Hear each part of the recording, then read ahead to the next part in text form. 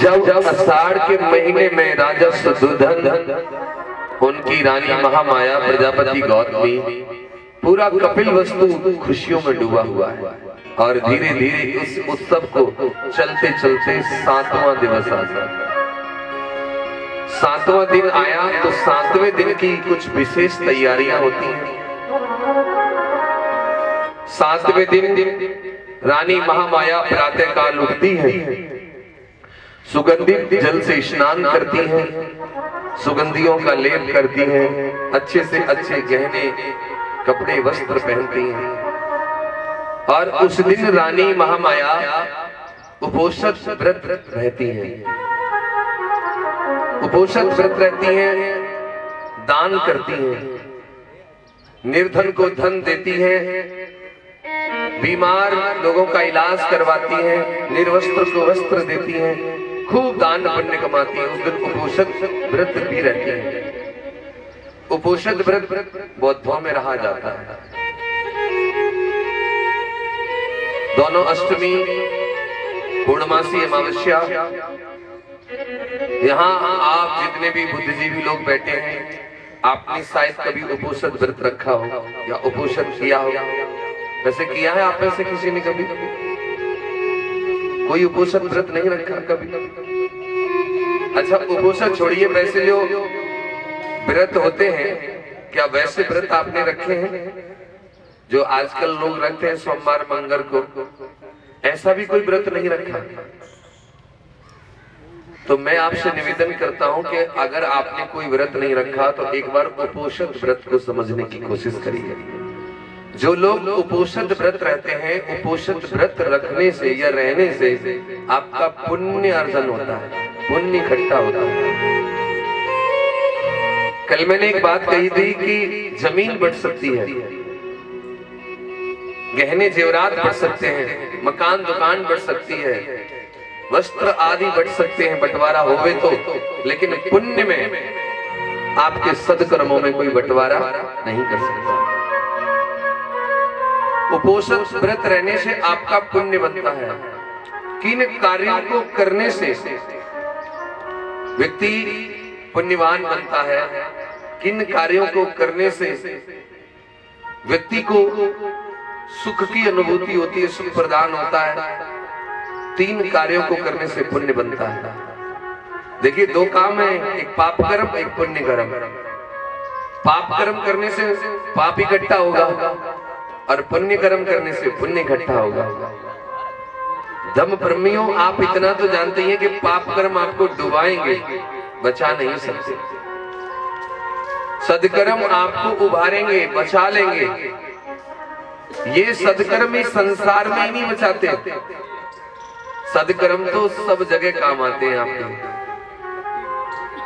जब आगे कथा बढ़ेगी ना तो मैं आपको बहुत सुंदर बात बताऊंगा कि व्यक्ति के अंदर सत्य का बल पाया जाता है। मेरी बात को थोड़ा गौर करके सुनना। भगवान बुद्ध कहते हैं इस संसार में प्रत्येक व्यक्ति के अंदर सत्य बल पाया जाता है, लेकिन इंसान होकर के इंसान को ही नहीं पता ये सत्य बल होता है क्या। आप जितने बुद्धिजीवी लोग बैठे हैं, आपको पता हो कि आपके अंदर एक बल है, सत्य बल, और बुद्ध कहते हैं वो सत्य बल जब दुनिया में तुम्हें कोई सहारा न दे, तब उस समय तुम्हारा सत्य बल तुम्हारे काम आता है और तुम्हारी रक्षा करता है।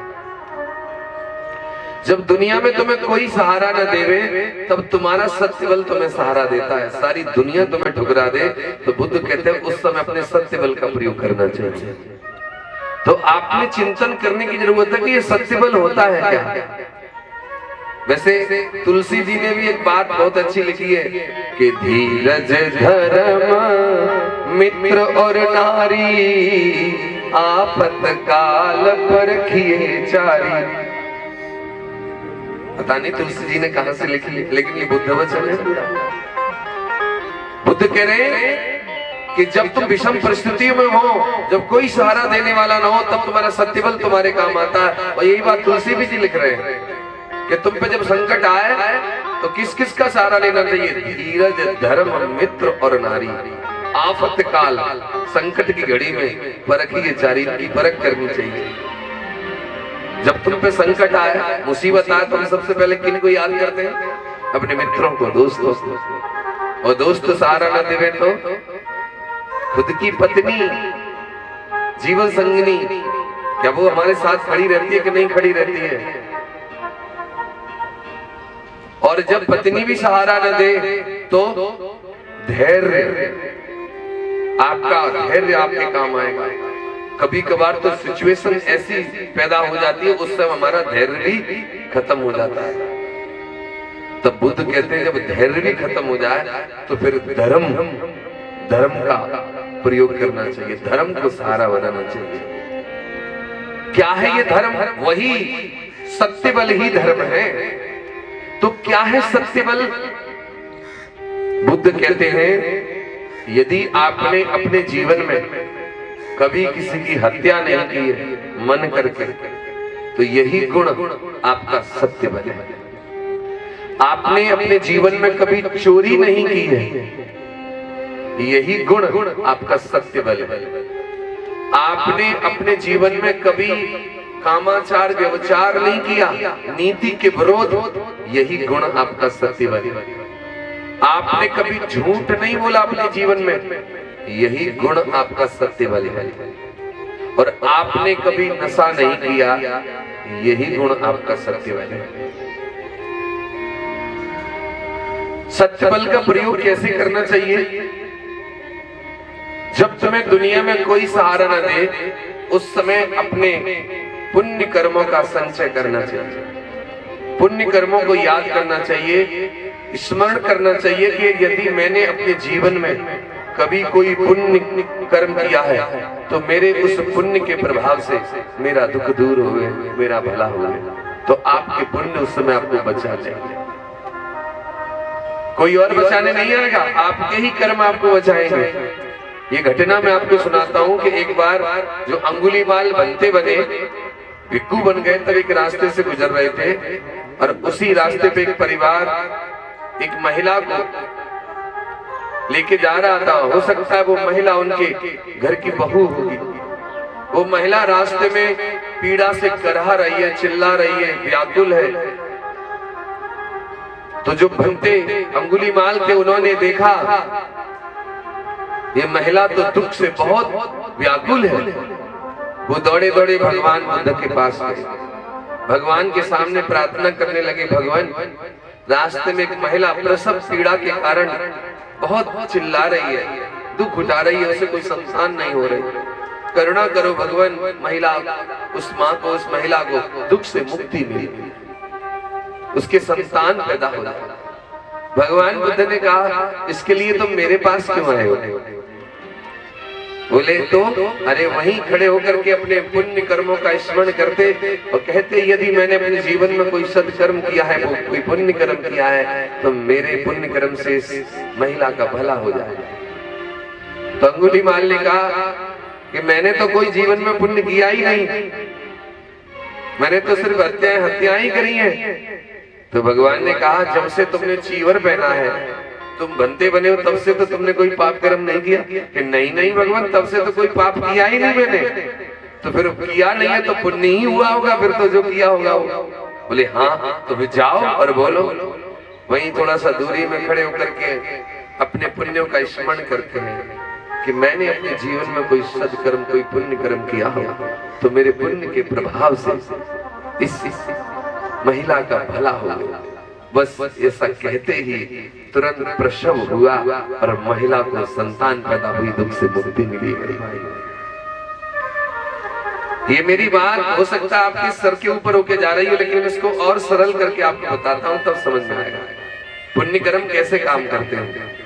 जैसे आपके घर में आपका बेटा पढ़ लिख करके डीएम बन जाए, जिसने दिन रात पढ़ाई की, मेहनत की, जो रात रात भर जागा, जिसने पढ़ाई करके जो डीएम बना, डीएम बनने के बाद आप बताइए क्या उस बेटे के माता पिता को सम्मान मिलता है कि नहीं मिलता? वो जिधर जाएंगे, जहां जाएंगे, उस बच्चे की वजह से उसके माता पिता को पूरा आदर सम्मान मिलेगा।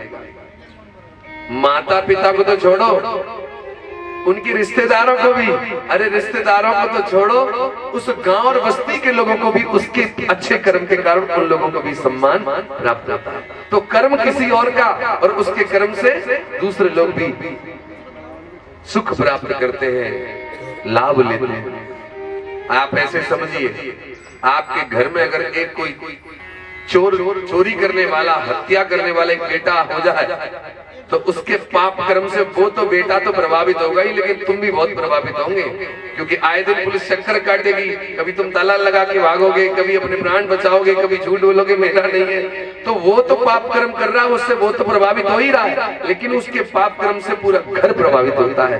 ठीक वैसे ही पुण्य कर्म करने वाले व्यक्ति के पुण्य के प्रताप से दूसरों का भी भला हो जाता है। बोलिए भगवान बुद्ध की दया हो। अब बात ये आती है कि हमारे पास पुण्य होवे तब तो हमारा भला हो पुण्य से, है? हमने तो जीवन में कभी पुण्य किया ही नहीं, और पुण्य कैसे प्राप्त होता है? आप अभी जो मन करके कथा सुन रहे हो, उससे आपका पुण्य अर्जन हो रहा है। आप जब कथा में 10, 20, 50, 100 दान करके जाते हो, इस दान करने से आपका पुण्य अर्जन होता है। आप जब सीलों का पालन करते हो तो सीलों के पालन करने से पुण्य अर्जन होता है। अभी आप जब बुद्ध कथा में आए तो पहले क्या किया? सील ही तो पढ़ा। अब जितनी देर यहाँ बैठूंगा कथा में सीलों का पालन करूंगा, तो सीलों का पालन करते हुए जो व्यक्ति जीवन जीता है उसका पुण्य अर्जन होता है। और जो व्यक्ति अपने चित्त को समाधि में लगाता है, मेडिटेशन विपश्यना करता है, समाधि लगाता है, उस व्यक्ति का पुण्य अर्जन होता है। तो आज महामाया कुपोषित व्रत रहते हुए पुण्य अर्जन करती है। अब मैं थोड़ा सा प्रकाश उपोषित व्रत में डाल लेता हूँ। अगर आपने उपोषित व्रत नहीं रखा है तो मैं कहूंगा कि रखना प्रारंभ कीजिए। अष्टमी आती है तब, पूर्णिमा आवे तब। इसमें क्या होता है? इसमें होता है कि सुबह जब आप जागो तो दैनिक क्रिया से निवृत्त नहा धो करके जैसे ही आप फ्री होते हैं, अगर आपके पास में कोई बुद्ध विहार है जहाँ बंते जी रहते हैं तो बुद्ध विहार जाइए, और बुद्ध विहार नहीं है तो अपने घर में ही जहाँ भगवान बुद्ध और बाबा साहब की प्रतिमाएं लगी हैं उनके सामने बैठ करके आप सील ग्रहण कीजिए, सील धारण कीजिए। और भंते जी पास में रहते हो तो भंते जी से याचना करके उनसे सील लीजिए। और उपोषित व्रत के दिन आपको पंचशील का पालन नहीं करना है। उपोषित व्रत के दिन आपको अष्टशील या 10 सीलों का पालन करना होता है। जैसे हत्या नहीं करना, चोरी नहीं करना, व्यभिचार नहीं करना, झूठ नहीं बोलना, नशा नहीं करना। अब उपोषित है तो विकाल भोजन नहीं करना, ऊंचे आसन नहीं सोना, नाच गीत से वर्जित रहना है। ये सील और प्लस हो जाते हैं। और अब ब्रह्मचर्य वेरमणि सिक्खापदं समादयामि, यहाँ कामेश में इच्छा ज्यादा की जाए। अगर कोई शादीशुदा स्त्री पुरुष भी है तो उपोषित के व्रत तो वो इस सील का और कड़ाई से पालन करेंगे। तो आपने जब ये सील धारण किए उस दिन आप पूरा दिन सीलों में बिताएंगे, चाहे कोई भी कंडीशन आपके सामने खड़ी हो जाए, एकदम सील तोड़ने नहीं। और उस दिन 12 बजे से पहले आपको भोजन कर लेना है। भूखा नहीं रहना, या भूखे रहने का कोई सवाल ही नहीं है। और भूखे रहने से ना कोई भगवान कभी मिला न मिलेगा। आपको 12 बजे से पहले भोजन करना, 12 बजे के बाद भोजन नहीं करना, वही विकाल भोजन है। और एक और चीज, कोई व्यक्ति नया उपोषित व्रत रखना शुरू किया और खाने की आदत ज्यादा है तो उसके लिए तो बड़ा सांझ पकड़ना बड़ी मुश्किल हो जाएगी। तो फिर शाम होते होते ज्यादा भूख लगे तो कुछ अल्प आहार ले लो, खिचड़ी खा लो, दलिया खा लो, हो सकता है थोड़ा फल खा लो, कोई सूप पी लो, लेकिन ठूस के नहीं खाना है उस दिन। और उस दिन अपने हाथों से, जिस दिन आप सील पालन कर रहे हैं, उपोषित व्रत, उस दिन आपको दान करना बहुत जरूरी है। आप भिक्षु को भी दान कर सकते हैं, निर्धन को भी दान कर सकते हैं, किसी गरीब को भी दान कर सकते हैं। उस दिन अपने मोहल्ले में खीर बनाकर खीर का प्रसाद बांट सकते हैं। उस दिन आप बुद्ध धर्म से रिलेटेड सारी पुस्तकें पढ़ सकते हैं। पूरा दिन आप सीलों में बिताएंगे और शाम होते होते त्रिरत्न वंदना करते हुए और आप सोएंगे। इस तरीके से आपका ये उपोषित व्रत पूर्ण होता है। ये हमें रखना चाहिए, हमें करना चाहिए। अच्छा, ऐसा क्यों करना चाहिए? सवाल ये भी तो खड़ा होता है क्यों करें? तो पहला तो ये कि इससे करने से हमारा पुण्य बनता है, और एक चीज और है, इसके करने से अगर हम ऐसा करेंगे तो हमारा जो मन है, जो चित्त है, हमारा बुद्ध की ओर, धम्म की ओर हमारा चित्त झुक रहा है, और जैसे चित्त पर हम संस्कार अंकुरित कर रहे हैं, जैसे चित्त पर हम अपने संस्कार बना रहे हैं, तो ये चित्त की प्रवृत्ति होती है, संस्कारों की प्रवृत्ति होती है कि व्यक्ति जब संसार से जाता है तो उसके चित्त पर जैसे संस्कार बने हैं, जैसे उसके कर्मों की गति होती है, वही कर्म चित्त गति उसको अपने अनुसार उसी भव की ओर खींच ले जाती है। अगर उसने पाप कर्म किए तो अधोगति की ओर अपने आप चला जाएगा, और उसने पुण्य कर्म किए तो सदगति की ओर जाएगा। तो हम ऐसा करके अपने चित्त पर धम्म के बीज अंकुरित करने के संस्कार बना रहे हैं, इसलिए हमें ये आदत बनानी चाहिए। आप बुद्ध कथा में क्यों आए? बुद्ध कथा में भी आकर आप अपने चित्त पर धम्म के अंकुर, धम्म के संस्कार अंकुरित कर रहे हैं भाई। और एक चीज और मैं आपको बताऊं, मेरी बात को ध्यान से सुनना। आप जितने भी बुद्धिजीवी लोग यहाँ विराजमान हैं, आप यूं ही नहीं बैठे हैं यहाँ पर, ये आपके चित्त पर पहले से धम्म के कुछ संस्कार मौजूद हैं। इसलिए बुद्ध कथा की भनक लगी कि धम्म चर्चा होगी तो आप खींचे चले आए, रोक नहीं पाए अपने आप को। लेकिन इस कानपुर नगर में तो कितनी जनसंख्या है, कुछ लोगों को पता होने के बाद भी वो नहीं सुन सकते, लेकिन आपके जीवन का कोई सदकर्म जागृत हुआ है और भगवान की देशना सुनने को आपको गौरव प्राप्त हो रहा है। कल मैंने कहा था कि धम्म का श्रवण करना बहुत कठिन है, बहुत कठिन है धम्म का श्रवण करना। ये जीवन में क्षण रोज रोज नहीं आता। मैं कई शहरों में कथाएं कहने गया तो मैं लोगों से प्रश्न करता हूं कि पहली बार कौन कौन भगवान बुद्ध की देशना कथा, प्रवचन, जीवन चरित्र सुन रहे हैं?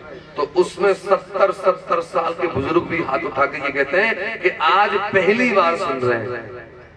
तब मुझे लगता है कि इनके जीवन के 69 ईयर बीत गए और इन्हें बुद्ध वचन सुनने को नहीं मिला। अब 70वीं साल में आकर कोई सदकर्म जागा है, तब इनके कान में बुद्ध वचन जा रहा, वरना इनका जीवन तो निकल गया। आप इस बात को महसूस करिए कि आपको किस अवस्था में धम्म मिला। मैं जब 26 वर्ष का था तब मेरे जीवन में धम्म आया। बहुत से लोगों के जीवन में धम्म पैदा होते ही आता है। जब उनके माता पिता धर्मवान होते हैं तो जिस घर में ये संतानें जन्म लेती हैं, उनके जीवन में तो धम्म पैदा होते ही उनके जीवन में आता है। तो धर्म बंधुओं, आज महामाया उपोषण व्रत रहती हैं, शीलों का पालन करती हैं, और उस दिन 7वें दिन रानी महामाया दान पुण्य करते हुए जब शाम हो जाती है तो अपने शयन कक्ष में सोने के लिए चली जाती है धर्म प्रेम। और जब शयन कक्ष में सोने के लिए चली जाती हैं, इतिहास बताता है कि उसी रात राजा सुदोधन रानी महामाया के निकट हुए हैं और महामाया ने गर्भ धारण किया उसी रात। लेकिन उससे पूर्व की बात मैं आपको बताऊं, रानी महामाया जब रात्रि में सो गई हैं तो सोते सोते रानी महामाया ने एक स्वप्न देखा है। और स्वप्न में क्या देखा? अब देखिए, सपना तो सपना होता है, सपना तो किसी को भी कैसा भी सपना आ सकता है। तो सपने में रानी महामाया क्या देखती हैं कि चतुर्दिक महाराजिक देवताओं की देवियां आती हैं, उनकी सोने वाली सैया को उठा करके हिमवंत प्रदेश में एक साल वृक्ष के नीचे ले जाके रख देती हैं, और फिर वो चतुर्दिक महाराज देवताओं की देवियां रानी को मानसरोवर ले जाती हैं, स्नान कराती हैं, सुगंधियों का लेप करते हैं, खूब सजाती हैं। ऐसा लगता है वो किसी का भव्य स्वागत करेंगे क्या। तभी रानी महामाया देखती हैं कि उनके सामने सुमेध नाम के बोधिसत्व, वही सुमेध जिनकी कहानी में कल सुना रहा था, सुमेध नाम के बोधिसत्व आते हैं और रानी महामाया से कहते हैं, हे महामाया, मैं तुम्हारी कोख से जन्म ग्रहण करना चाहता हूँ, क्या तुम मेरी माता बनना स्वीकार करोगे? सपने में रानी महामाया देख रही हैं कि आकाश मार्ग से एक सफेद हाथी आता है और उनकी 3 बार प्रदक्षिणा करता हुआ उनकी दाहिनी कोख से उनके पेट में घुसा, कोख में घुसा। और जैसे ही हाथी कोख में घुसा, सपना तो सपना, आंख खुल गई कि पेट में हाथी घुसा। अब सपने में तो हम कुछ भी देखने लगते हैं, कभी एक्सीडेंट देखने लगते हैं, कभी भागते हैं, कभी रोते हैं। उन्होंने देखा कोई हाथी घुसा तो एकदम आंख खुल गई।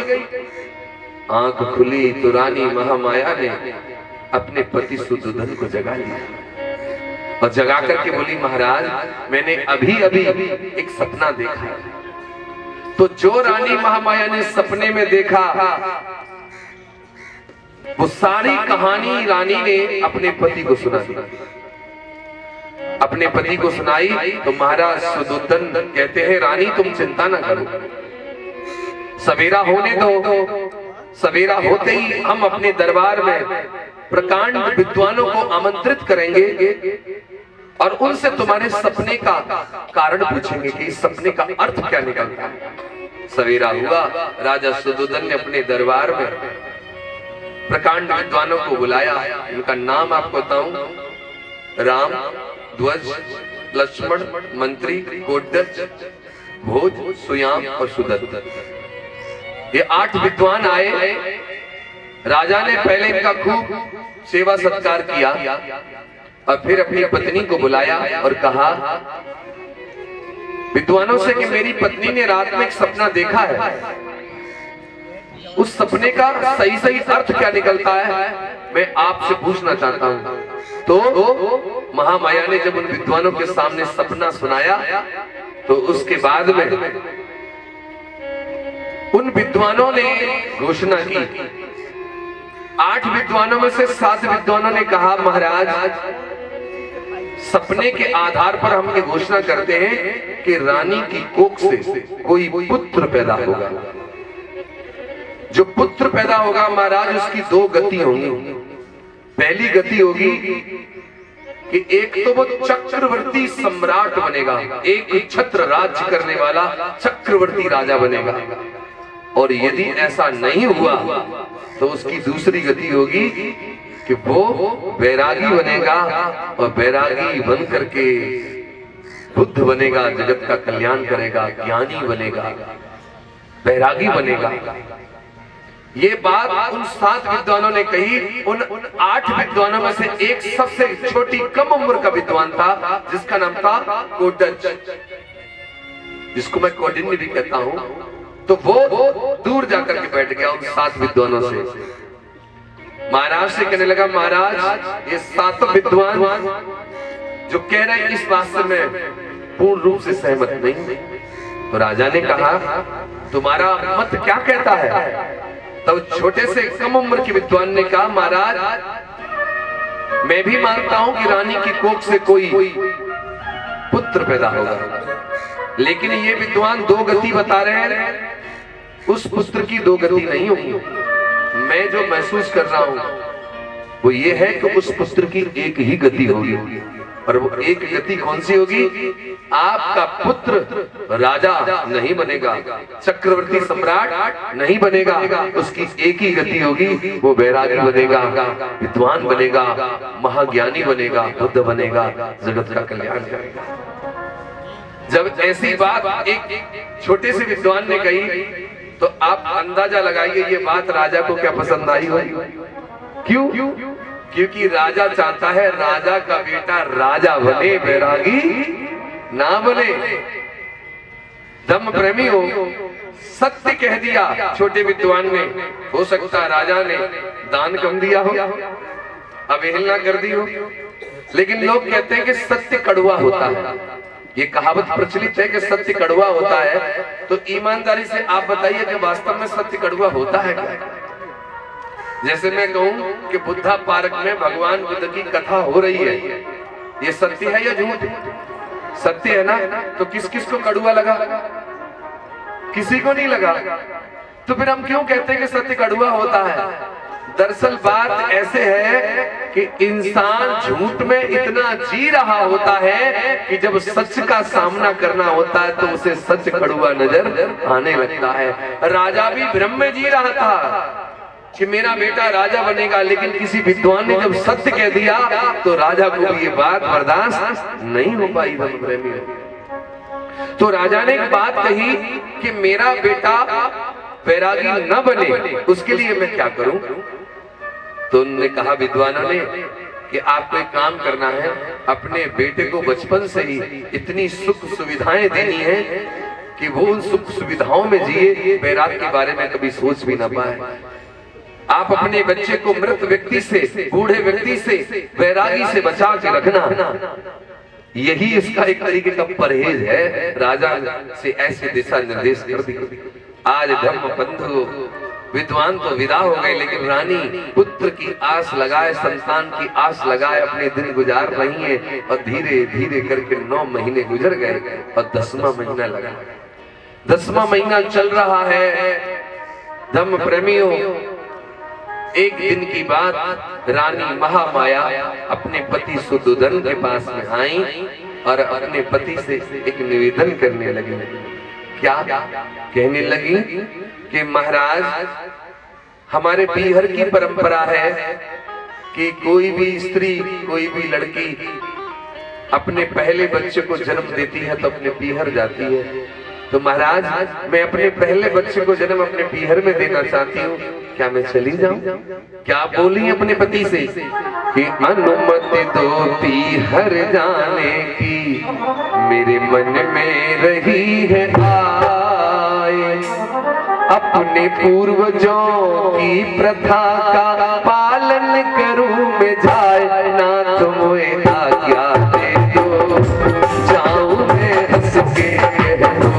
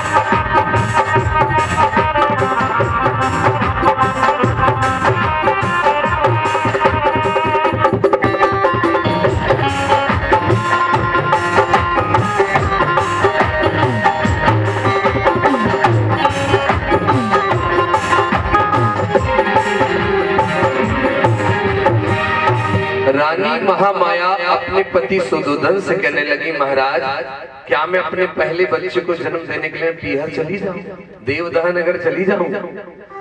तो महाराज सुदोधन ने कहा, रानी महामाया, अरे इसमें आज्ञा मांगने की कौन जरूरत है?